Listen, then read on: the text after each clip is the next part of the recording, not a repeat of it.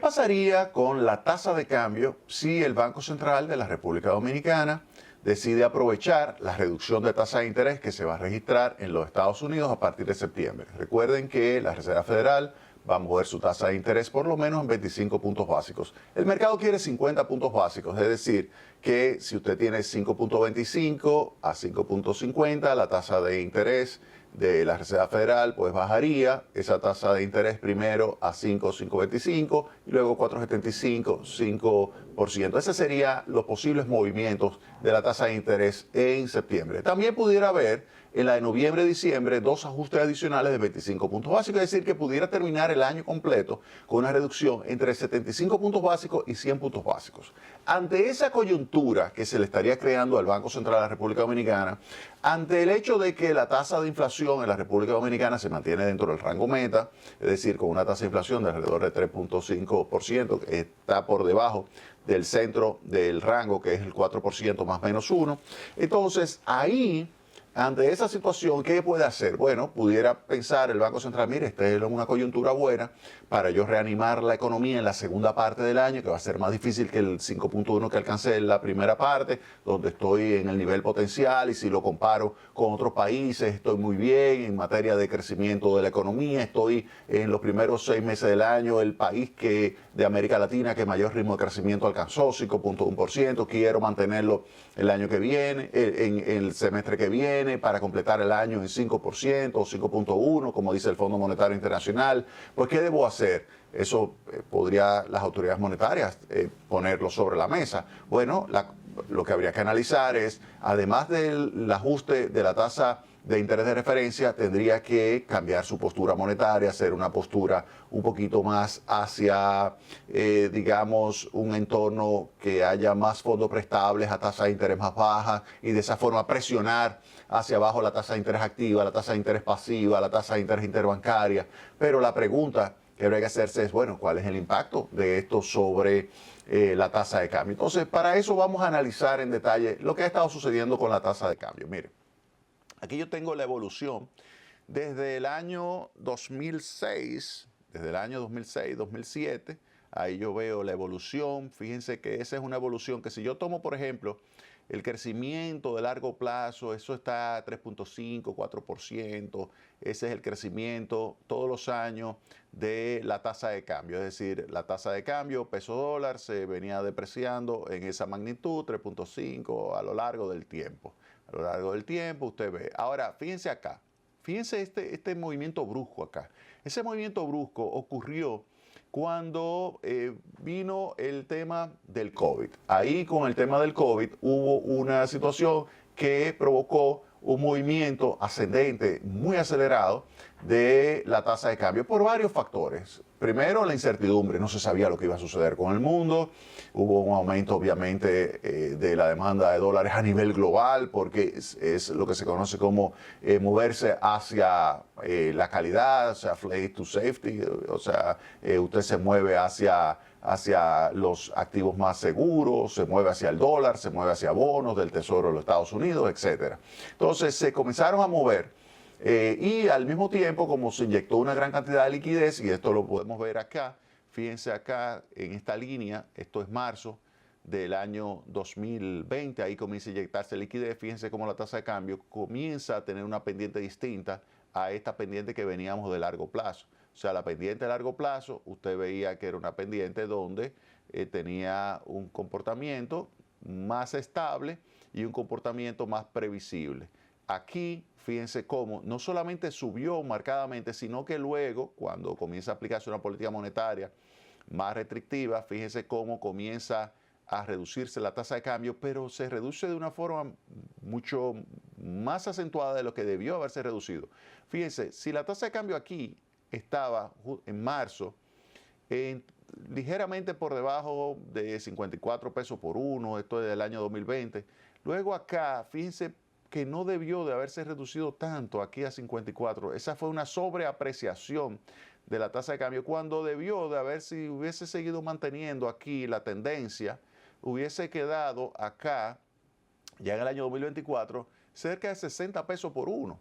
Y si yo sigo proyectando, hubiese estado hoy día, hubiese estado 61, 62 pesos por uno la tasa de cambio. Sin embargo, está por debajo de 60 pesos por uno y está luchando, y ustedes lo ven, que trata de subir 59.80, 59.60 y ahí luchando la tasa de cambio. O sea, la tendencia es que debería estar más alta de lo que está la tasa de cambio. Entonces, uno pudiera predecir lo siguiente, mire, este fue el segundo ajuste monetario. El segundo ajuste, fíjense cómo aceleró nuevamente la tasa de cambio. Acelera nuevamente la tasa de cambio, pero todavía está por debajo de lo que debió haber sido la tendencia. Si yo hubiese proyectado esto, estaría entre 61 y 62 pesos hoy día. Está por debajo de 60. ¿Qué es lo que me dice esto? Que sin lugar a dudas, si el Banco Central comienza a inyectar otra vez liquidez, fondo prestable a tasa de interés al 9% para tratar de que ese 15% de tasa de interés activa baje, pues no me cabe la menor duda de que la tasa de cambio va a subir. No me cabe la menor duda. Claro, pudiera darse el caso de que el Banco Central decida pues colocar reservas internacionales. Y aquí le voy a enseñar, fíjense, que ya sucedió. Miren acá. Esto es las reservas internacionales. Fíjense cómo ahí hubo una fuerte pues tendencia hacia la baja de la cantidad de reservas internacionales por las intervenciones que se llevaron a cabo. Luego comenzaron a subir, a acumularse nuevamente, pero miren acá, cada vez que ustedes ven caídas tan bruscas de lo que es la cantidad de reservas internacionales netas del Banco Central, son intervenciones. Fíjense que son las intervenciones más fuertes de lo que usted tiene desde el año 2014. Fíjense que siempre usted tenía pequeños movimientos hacia abajo, pero con una clara tendencia ascendente y movimientos con una volatilidad no tan acentuada. Después del COVID, fíjense cómo los movimientos son muy bruscos. Movimientos muy bruscos, subidas, bajadas muy bruscas con fuertes tendencias hacia la baja. O sea que esta última aquí fue colocación. Los incrementos son colocaciones de bonos soberanos. Colocaciones de bonos soberanos, colocación de bonos soberanos, colocación de bonos soberanos, colocación de bonos soberanos. Caídas son intervenciones que se van llevando a cabo regularmente para lograr mantener lo que es la estabilidad de la tasa de cambio, que como les señalé, no se ha logrado mantener lo que es esta estabilidad. Fíjense lo que era antes del COVID y después del COVID. Si yo lo miro ahora más acentuado esta sería la depreciación acumulada 2019, 2020, 2021, 2022, 2023, 2024. Fíjense que este año comenzó el más acentuado, sacando el más acentuado en términos de depreciación, sacando de esto a lo que fue el año 2020, que fue una fuerte depreciación de un 10%.